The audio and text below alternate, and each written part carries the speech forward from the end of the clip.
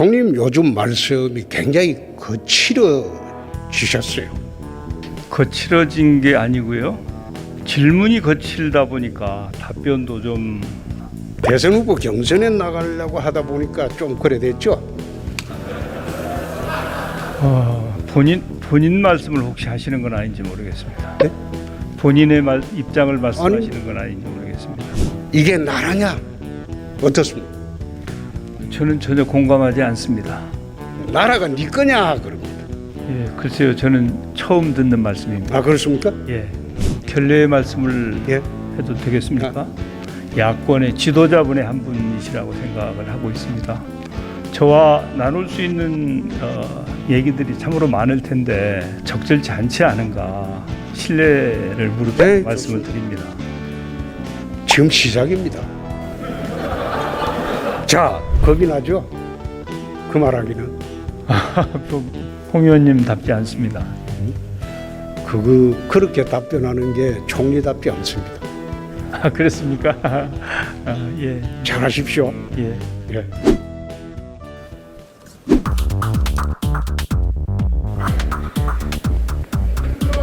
예, 총님 나오시죠.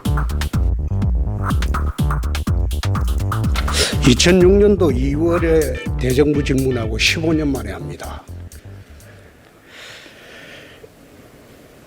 총님 요즘 말씀이 굉장히 거칠어지셨어요. 어떻습니까? 거칠어진 게 아니고요.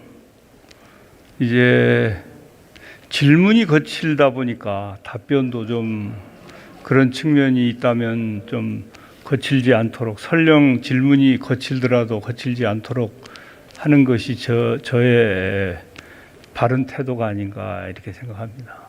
대선 후보 경선에 나가려고 하다 보니까 좀 그래 됐죠? 본인 말씀을 혹시 하시는 건 아닌지 모르겠습니다. 네? 본인의 입장을 말씀하시는 건 아닌지 모르겠습니다. 말씀하세요. 저는 전혀 그거하고는 안 나가십니까? 지금 저는 코로나19와 싸우느라고 정신이 없습니다. 문재인 후보가 4년 전에 대선 슬로건으로 나라다운 나라 만든다고 했습니다. 지금 시중에서는 첫째, 이게 나라냐 이런 한탄이 유행하고 있습니다. 조국 가족 범죄단 사건, 추미애 전 장관 아들 탄력 문제 수사와 처리, 윤석열 총장 막무가내 쳐내기, 이걸 보면서 시중에서는 이게 나라냐 그렇게 이야기하고 있습니다. 어떻습니까? 저는 전혀 공감하지 않습니다.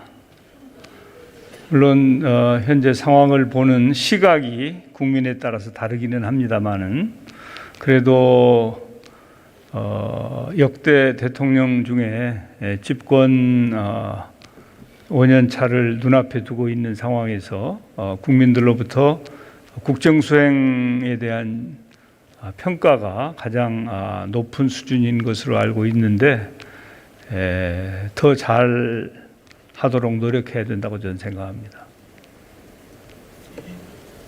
이게 나라냐에 앞장서서 또 요즘 돌고 있는 말이 나라가 네 거냐 그럽니다. 여기에 대해서는 어떻게 생각하십니까? 예, 글쎄요, 저는 처음 듣는 말씀입니다. 아 그렇습니까? 예. 체코에서 영부인이 보여준 태도는 부부가 해외여행 간 것 같았다. 현직 대통령 딸이 해외 이민 간 거는 이거는 역사상 없었다.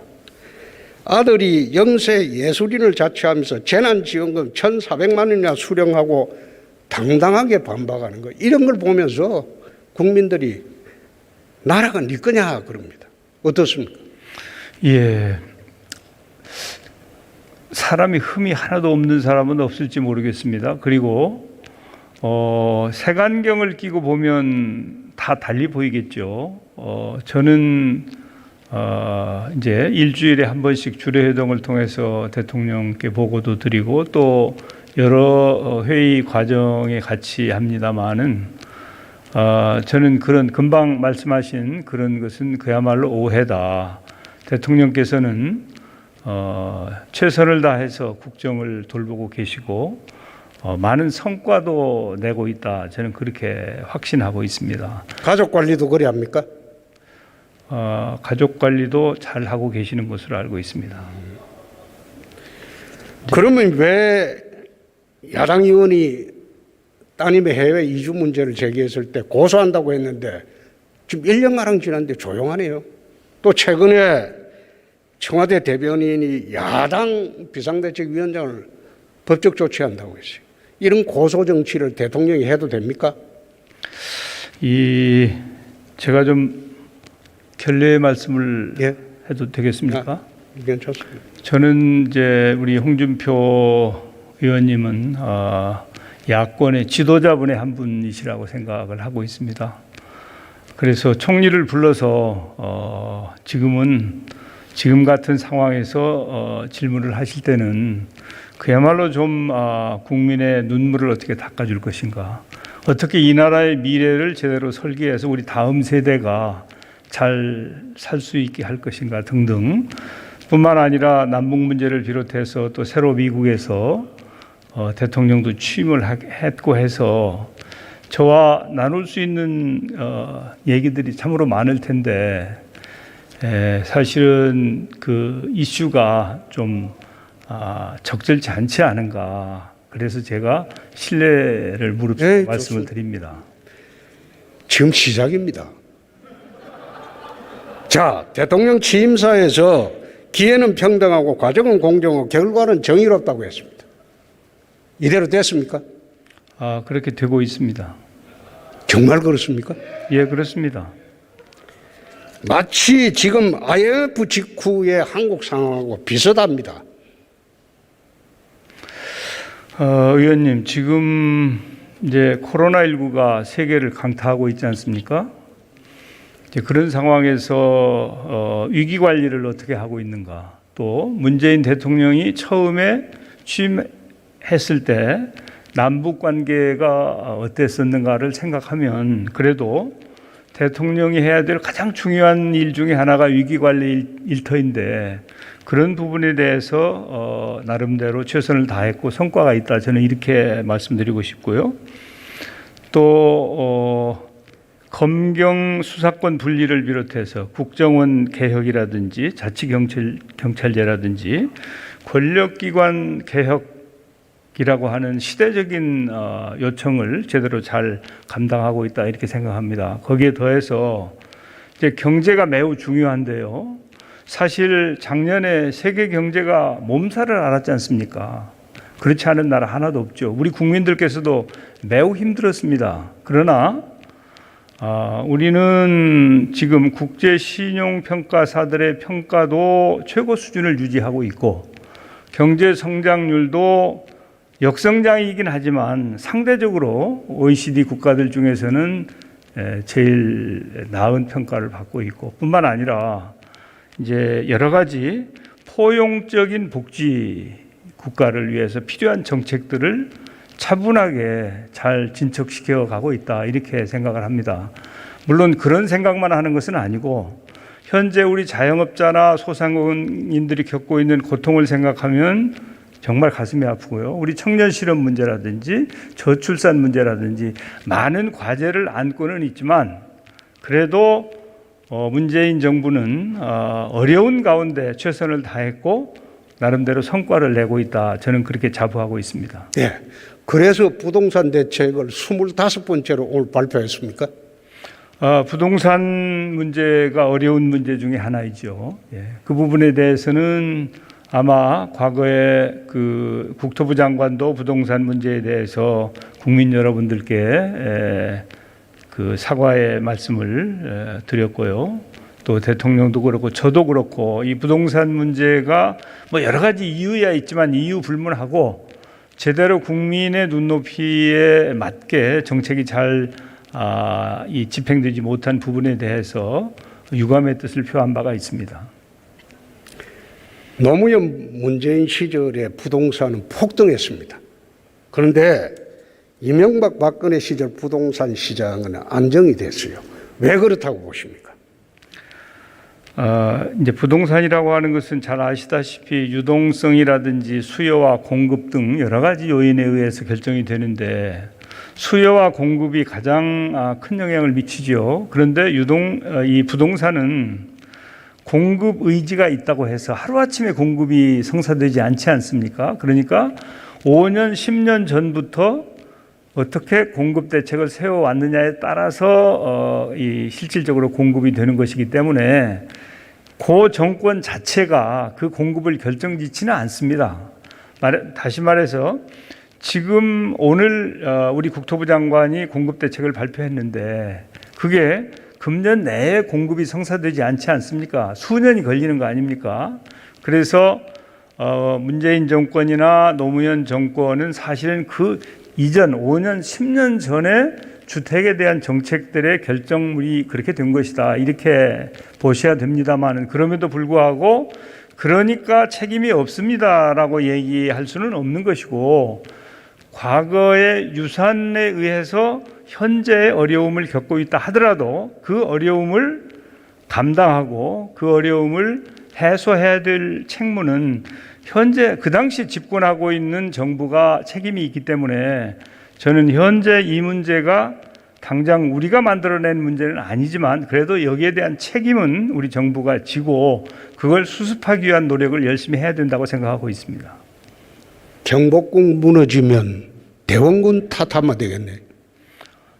대원군은 너무 기간이 길죠. 그런데 제 말씀은 그냥 제가 말하자면 임시 방편으로 드리는 말씀이 아니고 이 부동산에 대해서 이 관심이 있는 분들은 그런 내용들을 다 알고 계십니다.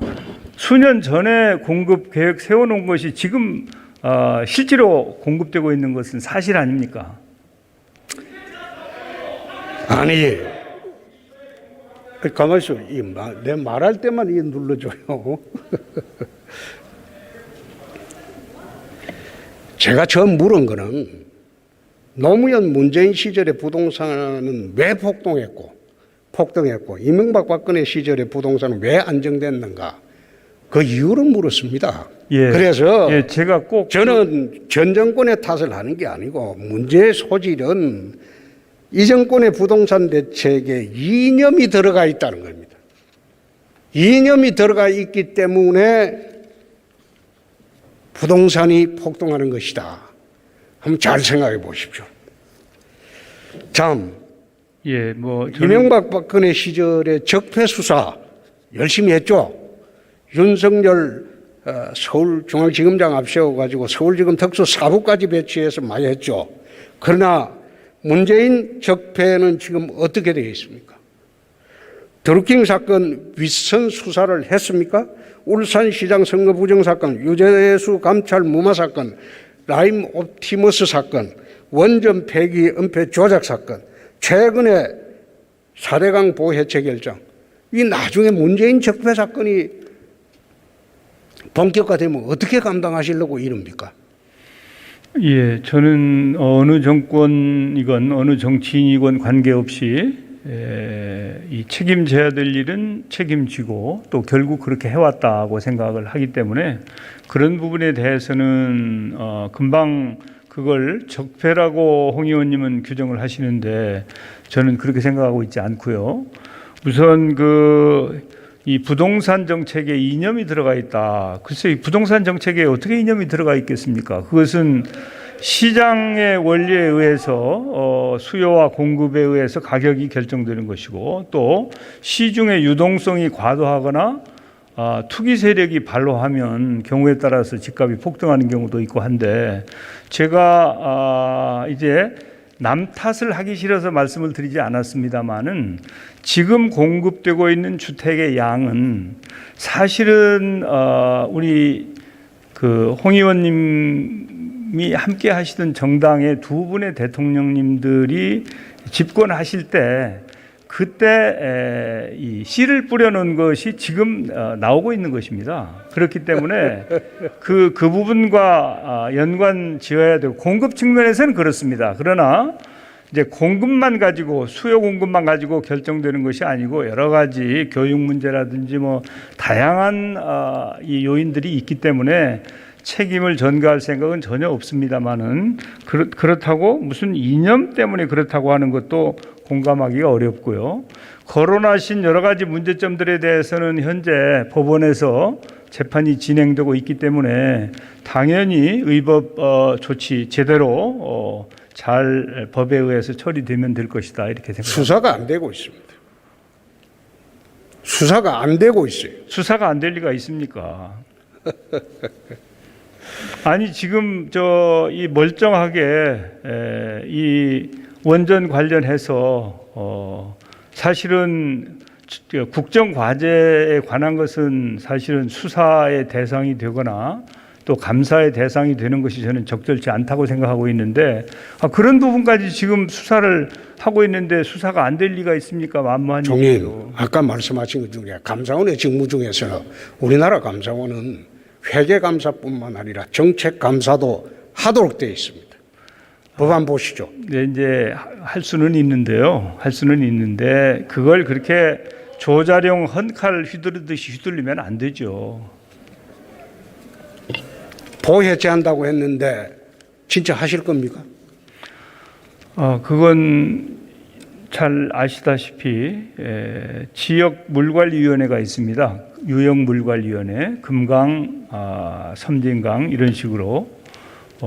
그래서 그 물관리위원회에서 건의된 내용을 국가물관리위원회에서 검토한 끝에 그대로 수용을 한 것입니다. 그러나 현지에서의 수용성이나 또 보가 만들어진 다음에 수년 동안 지내오면서 거기에서 그 보를 또 활용했던 국민들도 계세요. 그래서 이런 것들까지 감안해서 지역에서 시기는 잘 결정해서 하시도록 그렇게 정해 놓았기 때문에 저는 그것은 적절한 판단이 아니었나 이렇게 생각하고 있습니다. 4대강 보가 생기고 난 뒤에 방송사에서도 홍수 또는 한해 피해 성금 생방송으로 성금 모금하는 거 봤습니까? 아니 그거야 국가 예산으로 우리 늘 해마다 했잖아요. 국가 예산으로 했지 않습니까? 아니 금년도 홍수 나고 하면 전부 수해 성금 내잖아요. 그걸 줄 서서 쭉 내고 생방송하고 하는 걸 4대강 보 생기고 난 뒤에 한 번도 있었습니까? 아니 금년도에 수해 못 보셨습니까? 참 4대강 주변에 금년 그게 여름에 있었냐, 이 말이에요. 금년 여름에 수해 못 에이. 보셨습니까? 지금 4대강 보가 그대로 있는데 금년 여름에 수해가 엄청나게 피해가 나서 지금 그분들 굉장히 지금 문제가 심각한 상황이죠. 4대강이 그래서 수해를 막았다고 하는 취지의 말씀이신 것 같은데 전혀 그렇지 않습니다. 그건. 내가 뭐 총리님하고 오늘 싸우러 나온 게 아니고 그럼요. 저도 마찬가지죠. 예. 자 가렴주구 가정맹호라는 말 아시죠? 예, 압니다. 예. 세금이 너무 가혹하다 이거예요. 종부세가 왜 종부세입니까?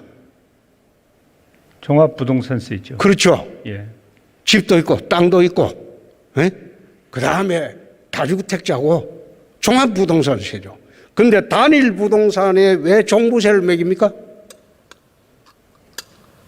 아니 그 세법이 그렇게 만들어졌으니까. 아니 세법이 만들어진 게 아니라 그게 말이 안 하는 되죠. 것인데 이제 혹시 아니 예. 거기 재산세를 부과합니다.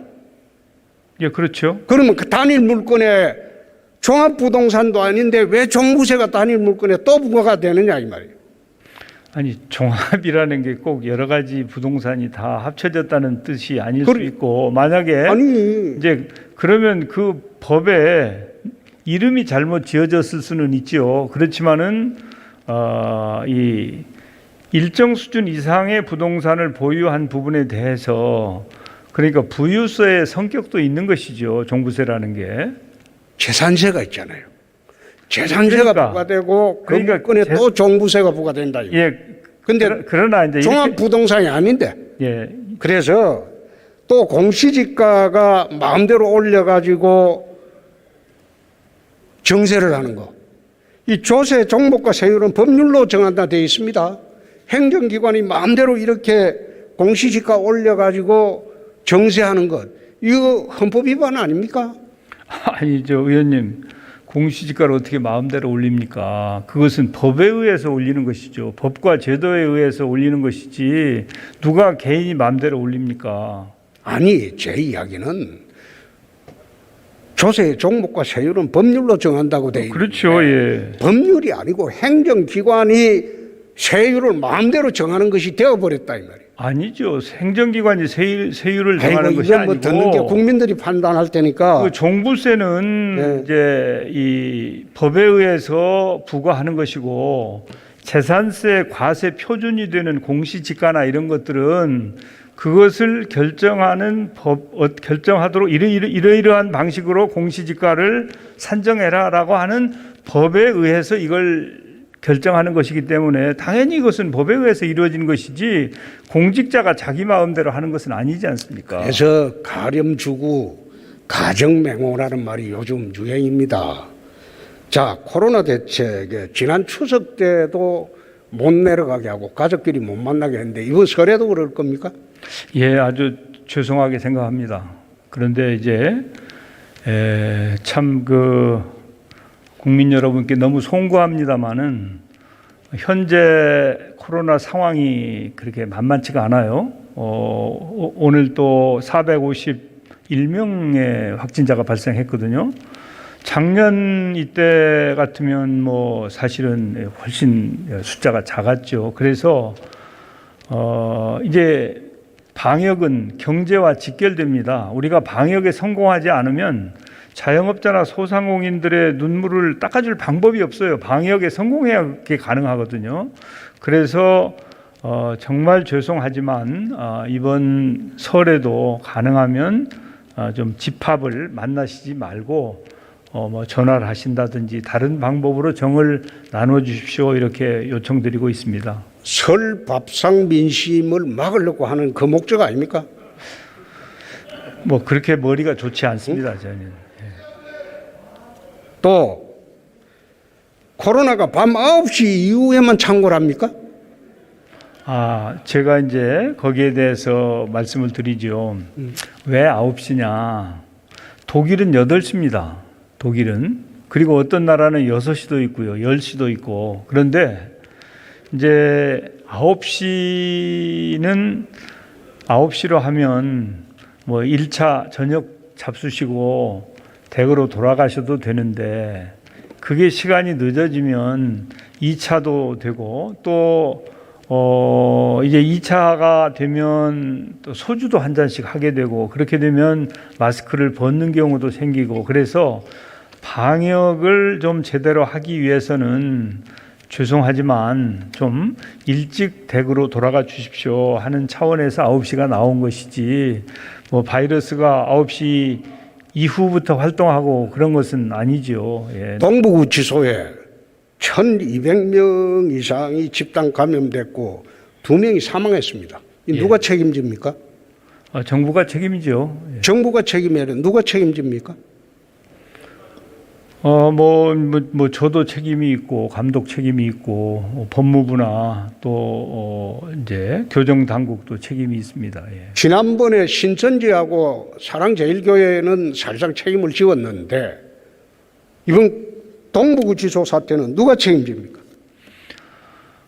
이제 아마 그 사태가 수습이 되고 나면 CCBB를 가려서 책임을 지어야 될 부분이 있으면 책임을 지게 될 것입니다. 그거 아니죠. 지난번에 신천지하고 그 사랑제일교회 할 때는 사태 수습되고 난 뒤 한 거 아니죠. 지금 책임 문제가 제기되는데 그 누가 책임집니까? 신천지하고 동부구치소를 병렬로 놓고 말씀하시는 것은 적절치 않습니다. 특히 이제 신천지의 경우에는 그분들이 방역 조치에 협조를 전혀 하지 않았거든요. 그 명단을 제출하지 않아서 그거 다 무죄 났어요. 그거 다 무죄 났어요. 아니 이제 꼭 무죄가 났다고 해서 그게 문제가 없는 것은 아니죠. 아니죠. 이제 형사처벌하려고 했는데 전부 무죄 났잖아요. 아니 그러니까 무죄 난 것은 존중을 하지만 또 뭐 그게 이제 1심으로 끝날지 더 두고 봐야 될 일이고요. 그래서 그 문제에 대해서는 이제 이 법에 의해서 책임이 따져지겠습니다만은 방역을 하고 있는 사람들 입장에서는 빨리 확진자를 찾아내서 접촉자를 트레이스 해가지고 치료를 하고 그래서 코로나를 극복해야 되는데 그분들이 명단도 주지 않고 또 추적하는데 추적에도 협조를 하지 않고 여러 가지 방역을 협조하지 않은 정도가 아니라 방역을 방해했죠. 그것과 동부구치소는 사실은 업무상 과실이 있었을 수 있죠. 그러니까 그거하고 이거하고는 전혀 성격이 다른 것이기 때문에 그렇게 판단하시는 것은 저는 공감하기 어렵습니다. 좋습니다. 뭐 국민들이 판단하겠죠. 예. 그런데 USB 그거는 왜 공개하지 않습니까? 아니 잘 아시지 않습니까? USB는 이제 정상 간에 주고받은 거 아닙니까? 원래 정상 간에 주고받은 것은 공개하지 않는 게 국제적인 관행이죠. 만약에 그런 관행을 빼면 정상 간에 대화를 한다든지 어떤 것을 할 때 이게 모두 공개될 거라고 생각한다면 그게 제대로 대화가 되겠습니까? 그래서 원래 정상 간의 대화나 주고받은 내용에 대해서는 공개를 하지 않는 것이 국제적인 관행입니다. 우리가 그걸 그냥 일방적으로 그렇게 주장하거나 생각하는 게 아니고요. 미국에는 건네주고 대한민국 국민한테는 너는 알 필요 없다. 그거는 좀 곤란하죠. 아니 미국 국민들한테 건네드린 게 아니잖아요. 우리는 미국과 동맹관계에 있지 않습니까? 그리고 남북 문제의 정책을 만드는 데 있어서는 미국의 책임 있는 당국자들과 협의를 하지 않습니까? 그런 차원에서 이게 이제 비밀이 확실하게 지켜진다고 하는 전제하에 미국의 특정 공직자에게 이게 제공이 된 것이지 미국 국민들께 제공한 게 아닙니다.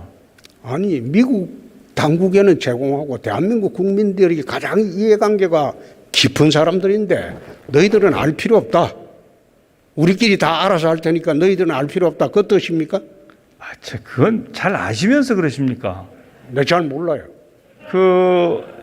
사실은 국민들께 보고드리지 않고도 미국의 이 정보 당국이나 외교 당국과 주고받는 정보가 굉장히 많죠. 그 내용들을 국민들께 보고하지 않습니다. 왜냐하면 그렇게 하지 않는 것이 국익에 합치하기 때문에 그런 것이죠. 종인, 동시에 이걸 대응을 하면서 예. 북풍 공작 색깔론 이야기했어요. 왜 이게 문제가 되느냐? 이것은 색깔론도 아니고 북풍 공작도 아니고 본질론입니다. 예? 색깔론이라는 것은 50 시절에 용공 조작하는 걸 색깔론으로 막았어요. 그러나 이번에 USB 사건은 이거는 본질론입니다. 색깔론이 아니고 정권의 본질론입니다. 잘 대처하시기 바랍니다. 아니 북한에 원전을 지어줄 수 없다는 것을 너무 잘 알면서 그것을 정치적인 용어로 공격을 하니까 그런 이 대응을 한 거 아닙니까? 정치인이 정치적으로 공격을 하지 그럼 정치인이 사법적으로 공격합니까? 그건 이제 그렇게 하시면 안 되죠. 에이, 그래 하는 거 아니죠. 정치인의 말에도 이젠 그것만 그만하고 지금 시간도 얼마 없어요. 뭐 제가 얘기하는 건 시간 카운트가 안 되지 않습니까? 예. 정치인의 말에도 품격이 있어야 되는 것이고 정치인도 국가적인 이익을 생각하면서 하셔야지 지금 이 판국에 이제 그렇게 한 것은 저는 온당치 않다고 보고요. 급하면 국가적인 이익 내세우고 급하지 않을 때는 야당을 억박 지르고 고소한다고 하고 그게 국민들이 쉽게 납득하겠습니까? 자, 한미군사훈련을 왜 합니까? 동맹국의 이 방위 태세를 함께 조율하고 국토 방위를 하기 위해서 우리가 하죠. 그러면 국토 방위는 왜 합니까? 추적이 어디입니까? 국민을 지키기 위해서 하는 거 아닙니까? 예? 국민의 안전과 그러니까 지키기 위해서 하는 거 아닙니까? 우리 안전을 위협하는 사람이 어디 있습니까? 북에 있죠. 그렇죠. 이제 주적이라고 하는 개념을 쓰지는 주적이라고 안 하더라도 그런 개념을 쓰지는 그렇죠. 않지만 현재 한미 군사 훈련은 우리한테 북의 남침 여부 때문에 하는 거죠. 그렇습니다. 예. 그렇죠. 그런 그런데 위협 만약의 경우에 대비해서 우리가 방어적으로 한미 군사 훈련을 하고 있죠. 그런데 대통령께서 한미 군사 훈련을 김정은한테 물어보고 하겠다 이런 취지로 말하는 게 그게 옳은 처사입니까? 그것도 이제 아다르고 어다른데 물어보고 하겠다고 하는 것은 전혀 이 취지를 왜곡하는 말씀이지요. 이제 지금 2018년에 9.19 합의가 있었으니까 그 합의에 근거해서 필요하면 의논하거나 정보를 제공할 수 있다 이런 취지로 생각을 하셔야지 뭘 물어보고 합니까? 그건 전혀 사실과 다르게 그렇게 왜곡하시면 안 됩니다. 가덕도 신공항하고 TK 신공항하고 동일한 조건으로 건설을 해야 되겠죠? 이제 대구 공항은 원래 군 공항을 기부대 양여 방식으로 이렇게 이전하기로 해서 지금 현재 완결이 된 상태 아닙니까? 그래서 그것은 원래 계획대로 잘 추진을 할 터이고요. 그다음에 김해공항은 원래 김해공항에 대한 정책이 있었는데 그 정책에 대해서 문제가 제기되고 그래서 검증위원회를 하고 그 검증위원회 결과에 따라서 현재 국토부에서도 그걸 어떻게 할 것인지 검토를 하는 중이고 또 국회에서도 여야 간에 논의가 있는 것으로 저는 알고 있습니다. 그래서 그 공항은 서로 다른 프로젝트죠. 같은 거죠. 아니 아시다시피 대구공항은 1년에 한 250만 정도 됩니까? 제가 정확한 숫자는 기억이 안 나는데 그렇고 아마 김해공항은 거의 1,000만 정도 되는 거 아닌가 싶고요. 그리고 이제 지금까지 이제 거점공항으로 이렇게 되어 왔죠. 거점공항으로. 그래서 하나의 중추공항과 7개의 거점공항 그리고 기타 공항으로 이렇게 되어 있는데 원래 대구공항이 만들어진 과정 그리고 정부에서 지원할 것 그것은 원래 계획대로 그대로 실천할 것입니다. 그러나 김해공항에 대해서는 앞으로 어떻게 진행될 것인지에 대해서 그것은 정부와 국회가 지혜를 모아야 할 것이라고 생각합니다. 대통령께서 국민 통합을 하자고 했습니다. 통합은 반대편하고 하는 거죠? 뭐 꼭 반대편이라고 할 거야 없죠. 다 같은 편이죠. 대한민국이라고 생각하면. 그렇죠. 예. 그러면 국민 통합의 상징적인 사건은 우리 이명박 박근혜 대통령 그 석방입니다. 그거 석방 안 하고 어떻게 국민 통합을 이야기할 수 있겠습니까? 예, 뭐 하여튼 이제 국민 통합에 저는 적극 찬동하는 사람이고요. 그런데 그 문제와 관련해서는 이제 국민적인 공감이 필요하다고 저는 생각합니다. 물론 뭐 그것은 사면권은 대통령의 권한이기 때문에 총리가 이래라 저래라 할 수 있는 상황은 아니고 그렇지만은 그냥 저에게 얘기를 하라면 이건 국민적인 동의가 선행되지 않으면 실행하기가 참 쉽지 않겠다. 옛날과 지금과는 국민들의 생각하는 것이 참으로 많이 달라진 것 같습니다. 이낙연 대표가 낙마하는 거 보고 겁이 나죠? 그 말하기는. 저는 그걸 꼭 뭐 그렇게 연결시키는 게 우리 홍 의원님답지 않습니다. 그렇게 답변하는 게 총리답지 않습니다. 그렇습니까? 예. 잘하십시오. 예. 예. 감사합니다. 예, 고맙습니다. 예.